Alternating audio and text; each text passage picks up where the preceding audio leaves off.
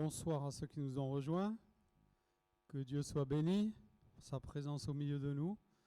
On croit que ces moments servent à l'avancement de son royaume et que ces prières que nous avons fait monter vers le ciel, Dieu a entendu et Dieu est déjà à l'œuvre. Amen.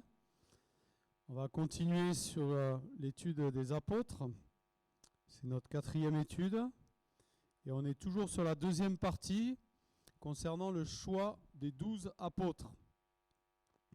La semaine dernière, on avait lu les textes des évangiles synoptiques qui nous parlent de la nomination des disciples en tant qu'apôtres.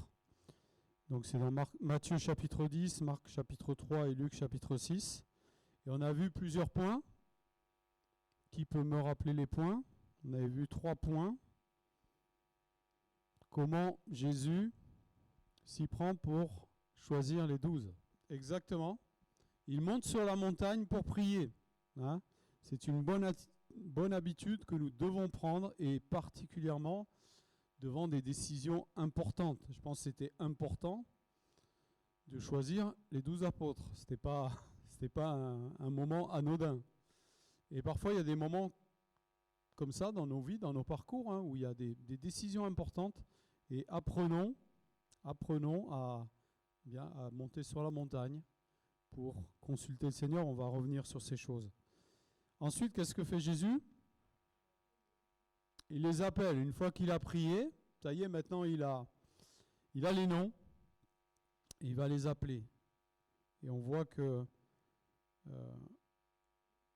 ses disciples étaient la plupart dans son entourage. Et il a pu les choisir en connaissance de cause, bien sûr. Ensuite, 3e point, Jésus les a établis comme apôtres. Hein, c'est le moment où les disciples ne sont plus simplement des disciples, ils deviennent les apôtres. Et donc Jésus les appelle à le rejoindre sur la montagne. Donc c'est une symbolique qui est importante. Et puis on a réfléchi pourquoi 12. Ah, on s'était dit, quand même, avec tout le travail qu'il y a à faire, 12, ça ne fait pas beaucoup. Mais on a vu plusieurs explications. D'abord que dans le royaume de Dieu, on le voit dans les Écritures, hein, Dieu aime bien faire avec un petit nombre. Donc ce n'est pas choquant qu'il choisit que 12 disciples. On voit aussi qu'après, quand il a besoin, il en envoie 70. Donc il n'est pas bloqué par le nombre qu'il a fixé au départ. Et puis on a vu surtout qu'il y avait, et c'est certain, une symbolique dans ce chiffre 12, puisque vous savez qu'il y a aussi 12 tribus d'Israël, et que ces 12 apôtres représentaient le nouveau peuple que Dieu se formait au travers de l'Église après sa mort et sa résurrection. On a précisé que ça ne voulait pas dire que ce nouveau peuple suppléait Israël. Non, Israël est toujours dans les plans de Dieu. Mais il y a une autre destinée pour le peuple que Dieu s'est formé au travers de la croix, c'est-à-dire l'Église. Hein. Alors on va passer au 4e point, dans cette partie 2 sur le choix des 12. Jésus va les équiper. Après les avoir établis, Jésus va équiper les apôtres. La première chose que l'on voit, si on lit dans Marc chapitre 3, verset 14, on voit que Jésus va les établir. Il en établit 12. Il leur donne le nom d'apôtres. Et regardez le but, pour qu'ils soient avec lui et pour les envoyer prêcher. Je pense que là, vous savez, il y a des petits versets comme ça. Je ne sais pas si vous aviez fait attention à ce verset. Il n'est pas dit, il les nomme et il les envoie prêcher. Il les nomme pour qu'ils soient avec lui. Et quand ils sont avec lui, il les envoie prêcher. Donc on va d'abord voir dans le fait que Jésus équipe les apôtres, c'est que d'abord, il veut les avoir avec lui. Et c'est très, très important. Si vous n'avez pas compris ça, mes frères et sœurs, vous ne pouvez pas prendre la succession des apôtres. Et nous sommes leurs successeurs. Hein. Pas, on n'est pas les seuls successeurs, on est parmi tous les successeurs sur la terre qui continuent l'œuvre des apôtres, mais on doit comprendre, pour vraiment la continuer, que d'abord, la première chose que Dieu veut faire avec nous, Jésus veut faire avec nous, c'est pas nous envoyer, c'est d'abord qu'on soit avec lui. Donc ils vont être amenés à partager l'intimité du Maître. Je ne sais pas si vous vous rendez compte la chance, le privilège qu'ont eu les disciples, les apôtres, d'être tous les jours avec Jésus. Nous aussi, on est tous les jours avec Jésus. Hein. C'est vrai, hein? Mais on doit avouer qu'il y a beaucoup de fois dans la journée où on pense à toute autre chose. Hein.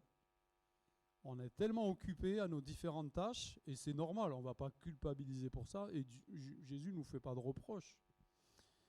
Mais nous devons vraiment avoir cette soif à chaque fois que nous le pouvons, d'avoir des temps d'intimité avec lui. Et ce qu'ont vécu les disciples, c'est exceptionnel, mais nous sommes appelés à vivre aussi quelque chose d'exceptionnel dans notre relation avec Jésus-Christ. Il nous a appelés pour être toujours avec lui. Amen. Et lui, il a promis de son côté, vous connaissez le texte de Matthieu 28, 20, il a promis aussi, lui, d'être toujours avec nous. Hein. Donc quand quelqu'un manque dans le duo, c'est nous. Hein. C'est jamais lui. Lui est toujours là, prêt à nous accueillir. Si à un moment donné, on n'est pas deux, ça vient de nous. Hein.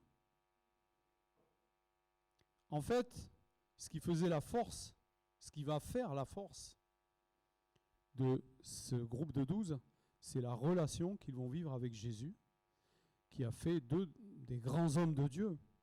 Et le premier équipement, quand on dit Jésus les a équipés, le premier équipement qu'il veut nous donner, c'est sa présence dans nos vies. Avant toute autre chose, il est parlé ensuite qu'ils vont recevoir le pouvoir de prêcher avec assurance, de guérir les malades, de chasser les démons.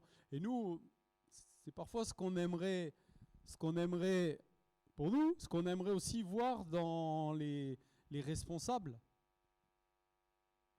Mais la première chose qu'on doit désirer, et que vous devez désirer pour votre pasteur, c'est qu'il ne perde pas sa communion avec Christ. C'est ça la première chose à laquelle on doit penser. Et pour chaque responsable, et pour chacun de nous. Amen. C'est le premier équipement que Dieu veut nous donner.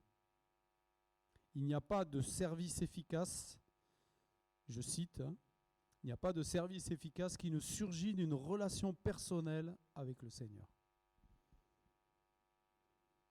Et c'est très important parce que quand on prend des responsabilités avec Dieu, la tâche est immense. Et le piège, c'est d'être tellement centré sur la tâche et en oublier la relation. On peut se lever dès le matin, et dès le matin prendre son téléphone parce qu'on connaît quelqu'un qui est dans le besoin. Alors, comment tu vas? Tu as passé une bonne nuit, etc. Et on s'occupe, et on sort, et on va, et on fait. Et tiens, il faut que j'aille à l'église, j'ai dû faire ça. Et puis on part, on repart, et puis le soir, on ne peut plus, on se couche, et on repart le lendemain pareil. Et là, c'est le début de la fin, hein, quand c'est ça qu'on vit. Donc toujours privilégier la relation personnelle avec le Seigneur. En les appelant, le Seigneur ne les envoie pas immédiatement. Le texte de Matthieu 10, si vous lisez dans Matthieu 10, il est dit qu'il les a nommés, qu'il les a envoyés. Donc si vous arrêtez à Matthieu 10, c'est la richesse des évangiles, c'est qu'il faut lire les 4. Parce que quand on met les 4 en parallèle, on peut savoir vraiment ce qui s'est passé. Comme dans tout événement, s'il y a un accident de voiture au rond-point là derrière l'église, si vous n'avez qu'un seul témoin, il va vous donner sa version, vous allez dire, bon ok, si vous en avez 2, si vous en avez 3, si vous en avez 4, eh bien en recollant toutes les versions, vous allez finir par savoir ce qui s'est passé. Et les évangiles, c'est ça. Hein. Et là, si on va dans Marc et dans Luc, ben on voit clairement qu'il y a eu un temps entre la nomination et l'envoi des disciples. Dans Marc, on voit au chapitre 3, si tu peux nous l'afficher, Marc chapitre 3, versets 14 à 19. Et il est dit, il en établit 12 auxquels il donna le nom d'apôtres pour qu'ils soient avec lui pour les envoyer prêcher. On l'a lu tout à l'heure. Continue. Avec le pouvoir de guérir les malades, de guérir les maladies, de chasser les démons. Encore, voici les 12 qu'il établit. Puis on a la liste. On va s'arrêter là. Et puis on va à Marc chapitre 6, donc 3 chapitres plus loin. On sait que dans 3 chapitres, il se passe beaucoup de choses. Hein. On va à Marc 6, 7, pardon. Alors il appela les 12 et commença à les envoyer 2 à 2 et il leur donna autorité sur les esprits impurs. Vous voyez, c'est beaucoup plus tard qu'il les envoie. On a la même chose dans Luc. On va lire dans Luc chapitre 6, versets 13 à 16. Quand le jour fut levé, il appela ses disciples et il en choisit parmi eux 12 auxquels il donna le nom d'apôtres. Simon, qu'il appela aussi Pierre, et là on a toute la liste qui suit. Et puis on saute là aussi 3 chapitres plus loin, Luc chapitre 9, les 2 premiers versets. Jésus rassembla les 12 apôtres et leur donna puissance et autorité pour chasser tous les démons et guérir les malades. Il les envoya proclamer le royaume de Dieu et guérir les malades. Donc vous voyez, et en fait, je crois que c'est important qu'on respecte les temps de Dieu. Des fois, on nous dit non, c'est pas le moment. Attends. On dit mais j'ai été appelé moi, Dieu, il m'a dit que. Oui. C'est clair que Dieu, il a quelque chose pour toi. Mais attends avant de partir. Il te veut auprès de lui. Il te veut à côté de lui d'abord. Donc ça fait référence à la communion intime qu'on doit avoir avec Christ. Ça fait référence aussi à des temps de formation. On a besoin des temps de formation formels, où on va suivre un cours ou un truc qu'il y a dans l'église, ou peut-être un truc en dehors de l'église, mais aussi les temps informels, c'est-à-dire par les événements de la vie, par des choses que nous traversons. Dieu nous forme, peut-être aussi il nous forme en nous disant « Non, c'est pas le moment ». Il faut savoir attendre que ce soit le moment. Ça veut dire qu'on est patient et humble. Si on veut à tout prix devancer le moment de Dieu, c'est qu'on a un peu d'orgueil et beaucoup d'impatience. Et c'est important, hein. Tout ça c'est important. Et c'est difficile parce que c'est jamais la même chose. Voilà. Si Dieu veut envoyer un tel, peut-être que lui, il lui faudra 3 mois d'attente, l'autre, il lui en faudra 1 an, et on dit, c'est pas juste. Mais laissez faire le Seigneur, il sait ce qu'il fait. Il sait ce qu'il fait, le Seigneur. Avec moi, il a attendu longtemps. Parce qu'il avait besoin de beaucoup de formation. Et je me dis qu'il a eu raison. Il les a appelés afin que d'abord il l'accompagne d'une manière permanente. En fait, autour de Jésus, il y avait beaucoup de monde. On a du mal à s'imaginer quand on lit les évangiles, toute cette masse de gens qui avaient autour de Jésus. On cite toujours les 12, mais il n'y avait pas que les 12. Vous savez qu'il y avait aussi des femmes qui étaient là, mais il n'y avait pas que. Il y avait beaucoup de gens qui gravitaient autour de Jésus, mais certains passaient quelques jours et repartaient, certains étaient là juste pour un jour, des gens qu'il a croisés, il y avait des foules qui étaient là, c'est des gens qu'il a vus qu'une fois, etc. Il y avait toutes sortes de personnes, mais les 12, eux, ils étaient tout le temps avec lui. Tout le temps avec lui. Ok ? Ça, c'est important de le signaler. Certains pouvaient être irréguliers, fluctuants à leur adhésion à Jésus, mais les 12 disciples, ils devaient identifier leur vie à celle de Jésus. Ils avaient l'obligation d'être avec lui tout le temps, à partir de ce jour où il les a établis, sauf à partir du moment où il les a envoyés, bien sûr. Et c'est ainsi que Jésus a pu établir une relation privilégiée entre lui et ses disciples. Et remarquez aussi que cette relation privilégiée qu'il a établie, elle a porté ses fruits que plus tard, après la Pentecôte. Parce qu'au moment où ils étaient avec Jésus, les disciples, ils avaient beau être avec lui tous les jours. Quand on voit le comportement des uns et des autres, on le verra quand on va les étudier un à un. Je me dis, finalement, je ne suis pas si mal que ça. Parce que les disciples, c'était costaud. Hein. Mais bon, Des fois, je me vois au travers d'eux.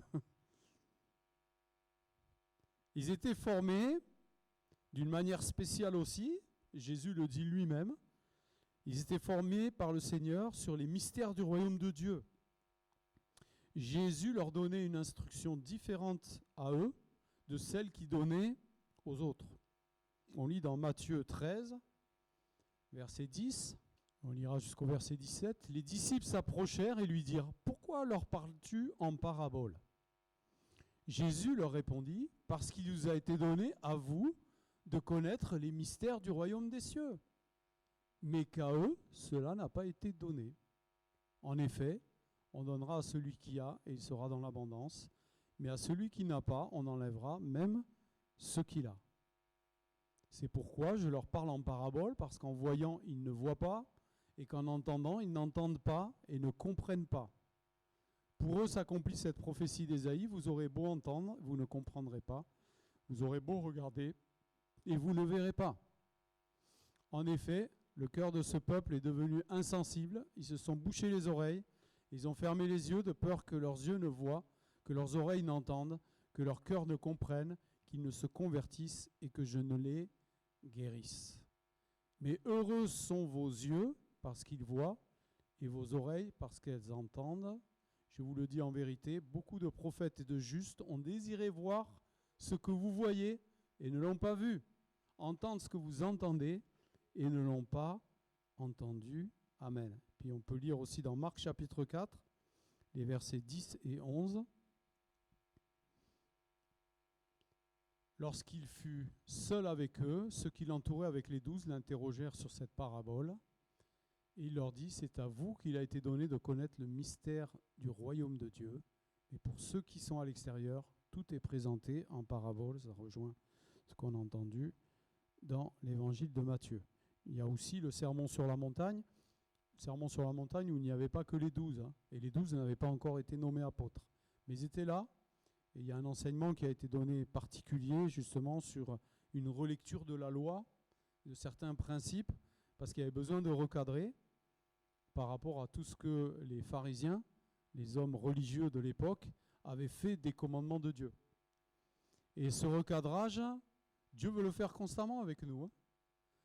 Les assemblées de Dieu ont besoin d'être recadrées sur ce qu'ils disent sur Dieu, comme tous les mouvements religieux. Il ne faut pas croire que nous, on a la science infuse, on a tout compris dans la parole, que tout ce qu'on dit depuis des années est exact, qu'on n'a aucune dérive, on n'a aucun problème. On a besoin que le Seigneur y vienne nous enseigner et nous dire, vous dites que, mais moi je dis que. Que le Seigneur puisse avoir cette liberté de nous le dire. Ok ? Et on peut être très sincère. Je pense que les pharisiens étaient sincères dans leur manière de pratiquer. Mais au fil des années, alors ceux que Jésus avait en face d'eux, ce n'étaient peut-être pas les responsables. Ils avaient hérité de leur père toute cette déviance qu'il y a eu au cours des années et qui faisait que ce qu'ils vivaient n'avait plus rien à voir avec ce que Dieu avait institué en fait.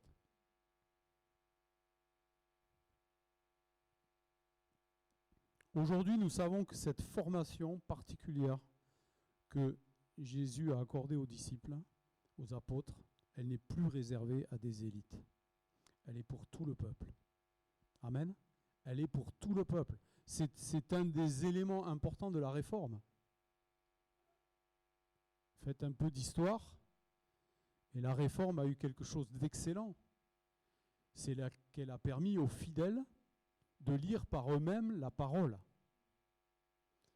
Et Dieu a bien fait les choses, puisqu'en même temps qu'il y a eu la réforme, il y a eu l'invention de l'imprimerie. Je ne sais pas si vous vous rendez compte de ce que Dieu fait dans l'histoire. Nous, on apprend à l'école l'imprimerie inventée par Gutenberg, telle année, etc.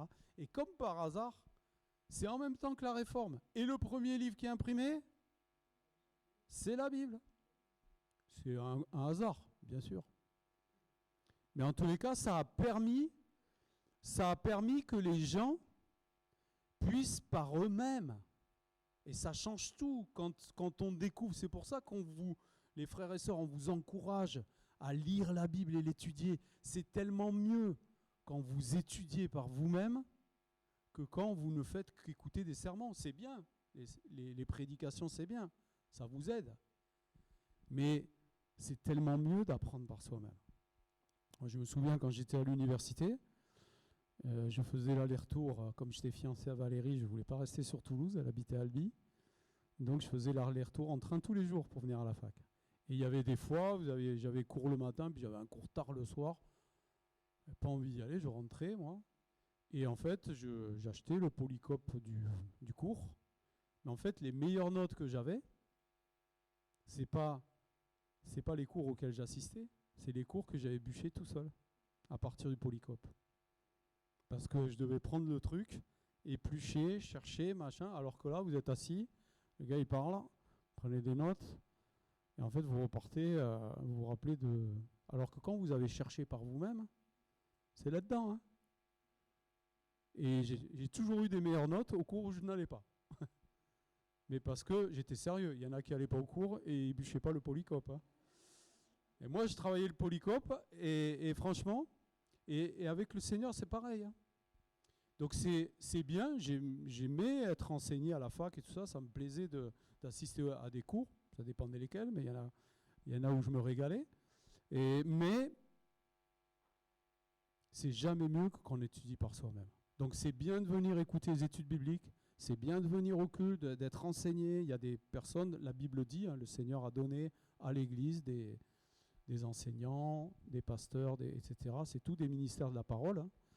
Mais c'est tellement mieux de faire par soi-même. Et je vous y encourage. Je fais une petite parenthèse. Donc cette formation n'est plus réservée à des élites dans le peuple, mais elle est pour tous les chrétiens. Tous ceux qui veulent suivre Christ sont appelés à devenir des apôtres. Amen. Matthieu 6,6, vous connaissez ce passage? Qui c'est qui peut me dire par cœur? Matthieu 6,6. Je vous embête avec ça à chaque fois, mais j'aimerais bien que vous connaissiez un peu mieux les Écritures. Hein. Matthieu 6,6, c'est la base, ça, les frères et sœurs. Quand tu pries, voilà, vous connaissez. Il fallait au début. Mais apprenez, c'est important de savoir les versets par cœur. Matthieu 6,6. À qui il s'adresse? Il s'adresse aux disciples qui lui ont demandé. Ils vont lui demander juste après, mais il est en train de leur faire un cours sur la prière. Tout le chapitre 6, c'est un cours sur la prière. Et c'est là qu'ils vont lui demander, dis-nous comment prier, et il va leur réciter le Notre Père. Mais avant, il dit ça. Il parle aux apôtres, et nous sommes leurs successeurs. 1 Corinthiens 5, 17, vous le connaissez aussi celui-là. Si quelqu'un est en Christ, il est une nouvelle créature. Toutes choses anciennes sont passées, toutes choses sont devenues nouvelles. 1 Corinthiens 5, 17, c'est pour nous ça. C'est pour nous, c'est pas pour les apôtres. C'est pour nous.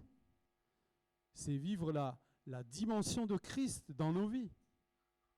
2 Corinthiens 3, 18, c'est un peu plus difficile, mais vous le connaissez aussi. Hein. C'est ce texte qui dit, je ne peux pas le réciter par cœur, mais c'est ce texte où il est dit, nous le contemplons comme dans un miroir. Et plus on est en face à face avec lui, plus sa gloire resplendit sur nous. Et on est transformé de gloire en gloire. Amen. Ça, c'est pour qui? C'est pour nous. C'est pas réservé à une élite. Oh, ça, c'est le pasteur, ça. Oh, Seigneur, fais que le pasteur, vraiment, il puisse avoir cette communion avec toi. Non, non, non. C'est nous tous qui en avons besoin. Galates 2:20, où Paul dit, ce n'est plus moi qui vis, c'est Christ qui vit en moi. On est appelé à ça, mes frères et sœurs. Et c'est vraiment ce que Jésus a voulu. Il voulait vivre en eux. Parce qu'il savait qu'après sa mort, c'était eux qui allaient transmettre le message. Je parlais aujourd'hui avec un jeune à qui je donnais des conseils pour lire la Bible, et je lui disais, commence par le Nouveau Testament, pourquoi? Parce que le Nouveau Testament, c'est l'enseignement de Christ. Elle me dit les évangiles. Je dis non, pas que les évangiles. Tout le Nouveau Testament. Parce que les apôtres, ils parlent de quoi? Il parle de l'enseignement de Christ. Hein. Il ne parle pas de leur enseignement à eux. Il parle de l'enseignement de Christ, qu'ils ont reçu de Christ ou qu'ils ont reçu de quelqu'un qui l'a reçu de Christ. Et c'est la chance qu'il y avait à l'époque. Hein. Il y avait peu d'intermédiaires entre Christ et les gens qui prêchaient.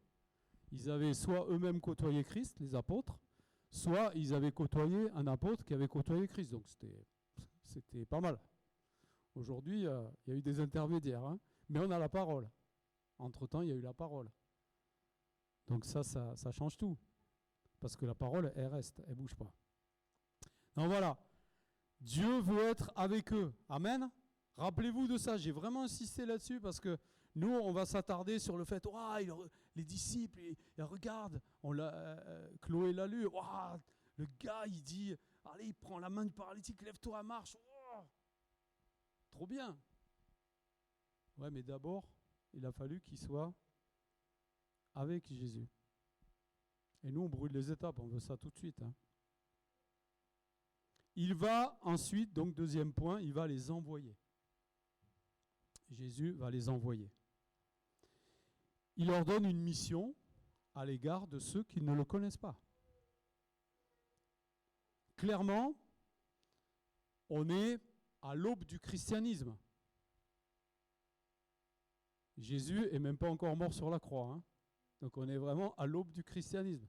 Et la seule chose à laquelle pense Jésus, c'est que son message se répande. Et donc il les envoie vers ceux du dehors. Il les envoie prêcher. Est-ce qu'il y a juste prêcher? Vous avez remarqué qu'est-ce qu'il est dit? Prêcher? Non? Oui, guérir les malades, mais sur le fait de prêcher, qu'est-ce qui est précisé? Oui, c'est vrai, mais il y a une autre chose. Prêcher avec autorité. Dieu n'a pas besoin de beaux parleurs. Il y a des gens qui savent bien parler. Hein. Je vous invite à assister à une émission culturelle, littéraire ou une émission de débat politique et vous allez voir qu'il y a des gens qui parlent super bien. Hein. Ils vous en mettent plein la vue. Mais ce n'est pas de ça que le Seigneur a besoin. Hein. Il a besoin de personnes qui parlent avec son autorité. Et vous pouvez avoir quelqu'un qui a super bien parlé, tout le monde repart, oh, la prédication et ça, mais personne n'a changé. Il ne s'est rien passé en fait. Puis vous allez avoir quelqu'un qui balbutie, là, qui a un peu de mal, et puis lui, il a tordu tout le monde, dans le bon sens, en donnant des paroles d'autorité qui viennent de Dieu, et paf, les cœurs sont touchés, bam. C'est de ça que le Seigneur a besoin. Alors ça ne veut pas dire qu'on va se dire, bah, ça ne fait rien si je ne parle pas bien. Oui, on peut travailler pour mieux s'exprimer, etc.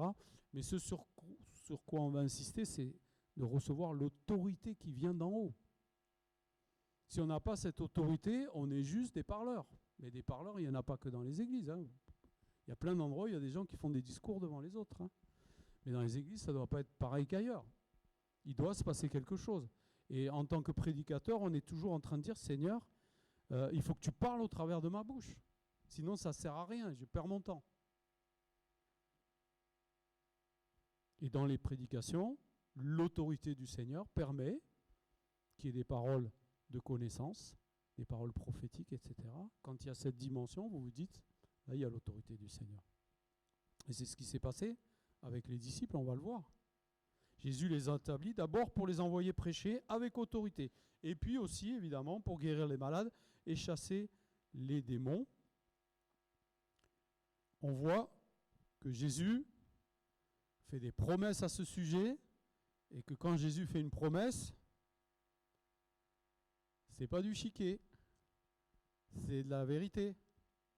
Donc vous savez ce qu'il leur dit quand même, hein? Jean 14, 12, vous le connaissez aussi ce texte, j'espère. Vous allez dire oui, ah oui, Jean 14, 12, hein, où il leur promet qu'ils vont faire des choses plus grandes que celles que lui il a fait. Affiche-le, Jean 14, 12. Hein. C'est une belle promesse qu'il a fait. Est-ce qu'il a tenu cette promesse? Allô? Est-ce que Jésus a tenu cette promesse? Wesh, bon, pas trop sûr, mais bien sûr que si. Ils ont fait des choses plus grandes. Ben, déjà parce qu'ils sont restés plus longtemps que lui.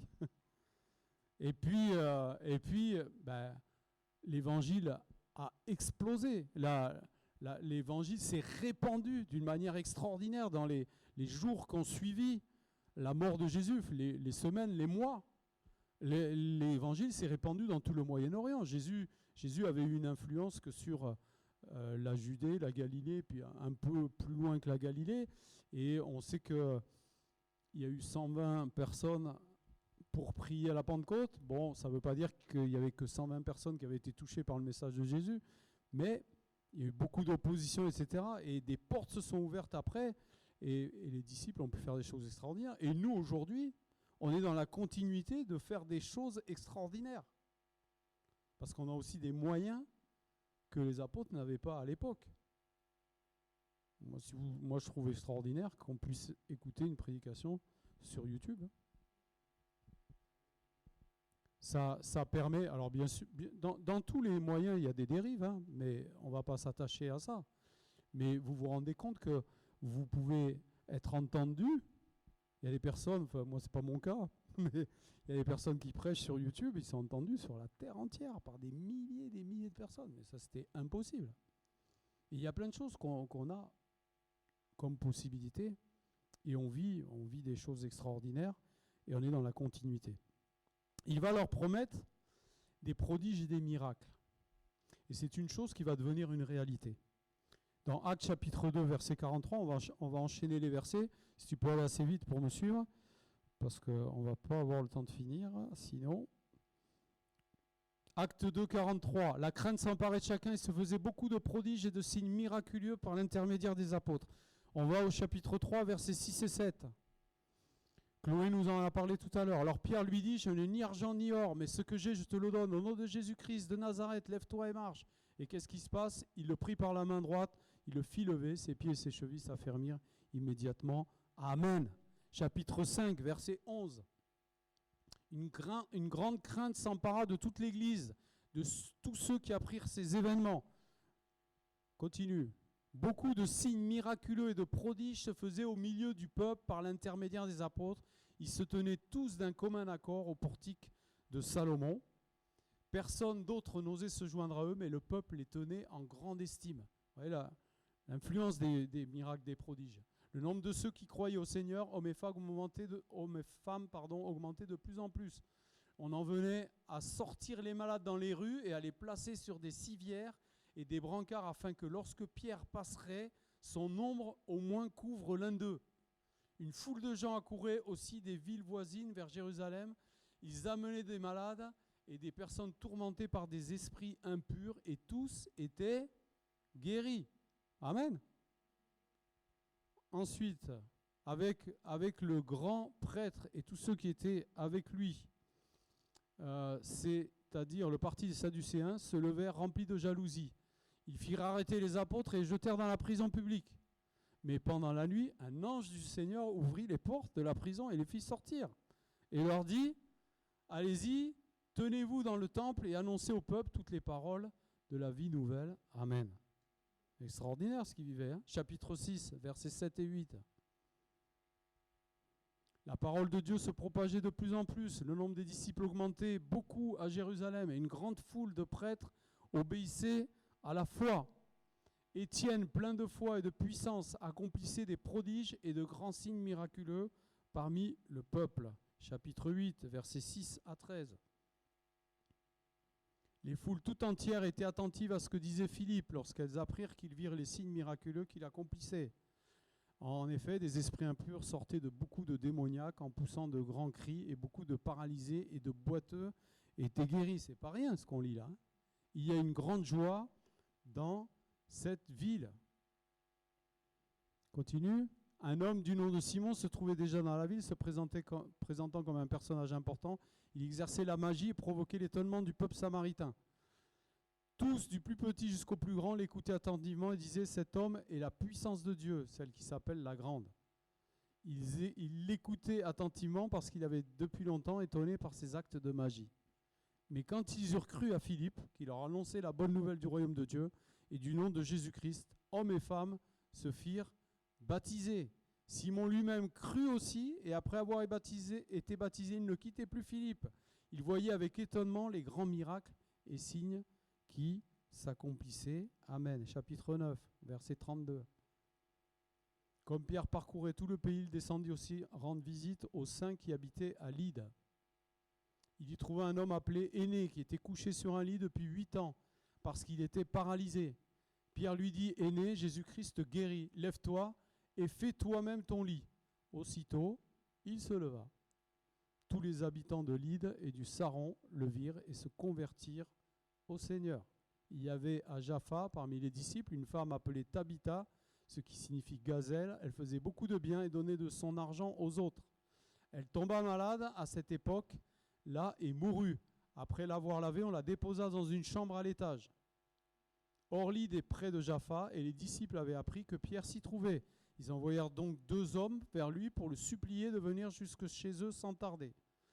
Pierre se leva et partit avec eux. À son arrivée, on le conduisit dans la chambre à l'étage. Toutes les veuves l'entourèrent en pleurant et lui montrèrent toutes les robes et les manteaux que faisait Tabitha quand elle était avec elle. Pierre fit sortir tout le monde, se mit à genoux et pria, puis se tourna vers le corps et dit « Tabitha, lève-toi ». Elle ouvrit les yeux, et quand elle vit Pierre, elle s'assit. Il lui donna la main et la fit lever. Il appela ensuite les saints et les veuves et la leur présenta vivante.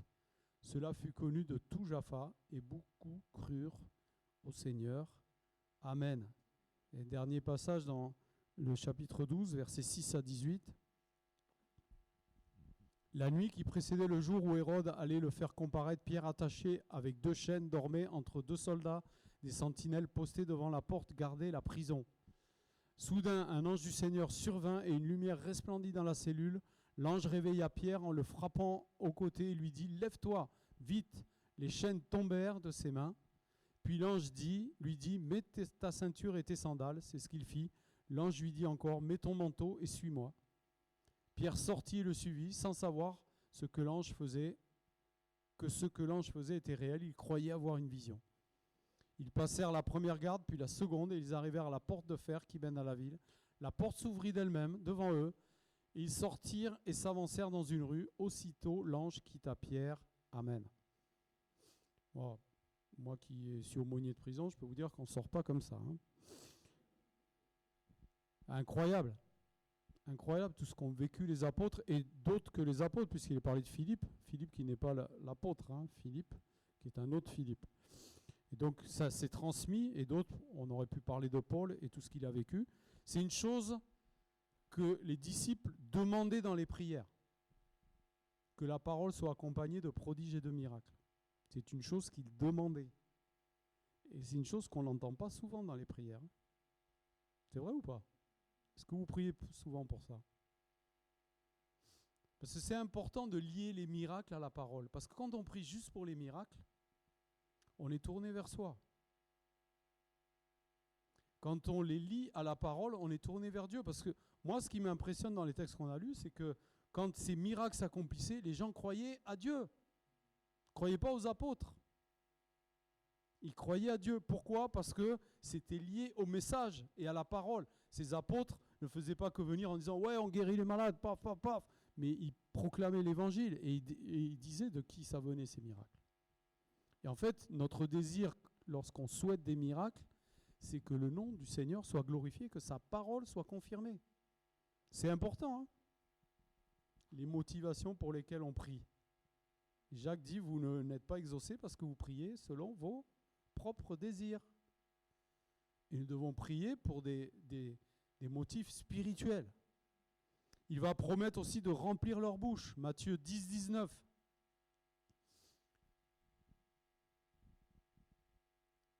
Matthieu 10, 19.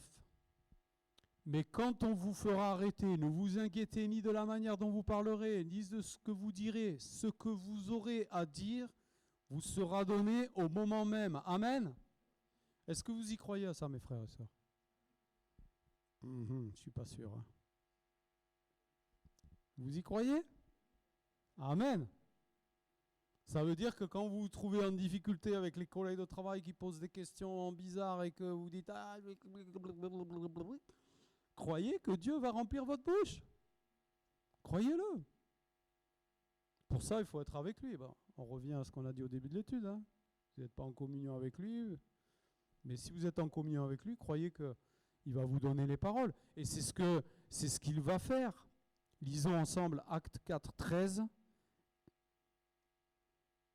Acte 4, 13. Lorsqu'ils virent l'assurance, c'est le Sanhédrin, hein, donc c'est les pontes de Jérusalem, là, les tronches, hein, le gratin. Là. Ils sont là et ils ont Pierre et Jean devant eux. Que lorsqu'ils virent l'assurance de Pierre et de Jean, ils furent étonnés, car ils savaient que c'était des hommes du peuple sans instruction, et ils les reconnaissaient pour avoir été avec Jésus. Ils étaient impressionnés. Vous voyez, c'est pas besoin d'être des beaux parleurs, là. Il y a besoin de parler de la part de Dieu. Et là, les gens scotchaient. Au verset 31 du même chapitre, il dit, quand ils eurent prié, à l'endroit où ils étaient assemblés, trembla. Ils furent tous remplis du Saint-Esprit et ils annonçaient la parole de Dieu timidement, en hésitant, sans sachant pas trop quoi dire. C'est ça qui est écrit? Avec assurance. Amen. Qui nous donne cette assurance? Le Saint-Esprit. Et justement, il venait de prier, si vous voulez les versets avant, il venait de prier, Seigneur, accompagne ta parole, donne-nous de prêcher ta parole avec assurance et accompagne ta parole de prodiges et de miracles. C'est ça qu'ils ont prié, alors qu'on venait de leur dire, hé les gars, si jamais vous reparlez de Jésus, on va vous faire la fête. On va vous torturer, on va vous mettre en prison, on va vous faire la totale. Eux, ils rentrent, au lieu de dire, Seigneur, t'as vu ce qu'ils ont dit? Protège-nous. Ils disent, Seigneur, fais qu'on prêche avec plus d'assurance. Vous n'avez pas peur, hein? Et le Seigneur les a exaucés et il y a eu plein de conversions.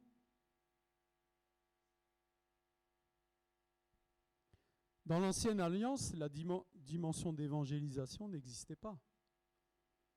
Mais avec l'ouverture de l'évangile aux païens, eh ben, il a fallu devenir des pêcheurs d'hommes. L'accompagnement des prodiges et miracles, la puissance de la prédication est d'une marque de ces premiers temps d'évangélisation. Et si nous aspirons, dans cette année de la moisson, à évangéliser davantage, nous devons prier pour que le Seigneur nous donne de l'assurance pour porter sa parole. Et nous devons prier pour le faire avec autorité. Et nous devons prier pour que ce soit accompagné de prodiges et de miracles. Vous êtes d'accord ou pas? Prions vraiment dans l'optique de l'année de la moisson. Seigneur, on veut voir des âmes se tourner vers toi. On n'est pas là pour voir du surnaturel, on n'est pas là pour se gratifier. Ouah, j'ai prié, il y a eu un miracle. Non, il faut vraiment qu'on chasse tout ça de nos têtes et qu'on soit concentré sur la moisson. Il y a des âmes qui ont besoin de connaître le Seigneur. Et quand je lis les textes, je suis émerveillé de voir tous les gens qui ont cru parce qu'ils ont vu des choses comme ça. Et je prie que le Seigneur il nous donne de pouvoir voir ça et de voir des gens se convertir en grand nombre. Amen. 2 Corinthiens 12, 12, c'est Paul qui parle et il dit « Les preuves de mon apostolat ont éclaté au milieu de vous par une patience à toute épreuve, par des signes, des prodiges et des miracles. Amen. » J'ai pas le temps de finir, c'est pas grave. On continuera la prochaine fois. On verra la prochaine fois. Il y a encore 2 points. Donc, il voulait les avoir avec lui. Il voulait les envoyer. Et après, on verra qu'il veut faire de ses disciples des serviteurs, pas des stars, des télévangélistes, ou je ne sais pas tout ce que vous voulez. Il voulait en faire des serviteurs. Et puis, on verra qu'il voulait en faire des sacrificateurs. Hein, ça va nous recoller avec ce dont on parle aussi. Mais tout se tient dans la parole. Hein. Voilà. On va prier, remercier le Seigneur pour ces moments. Seigneur, merci pour pour ta parole, pour la manière dont ça nous enseigne.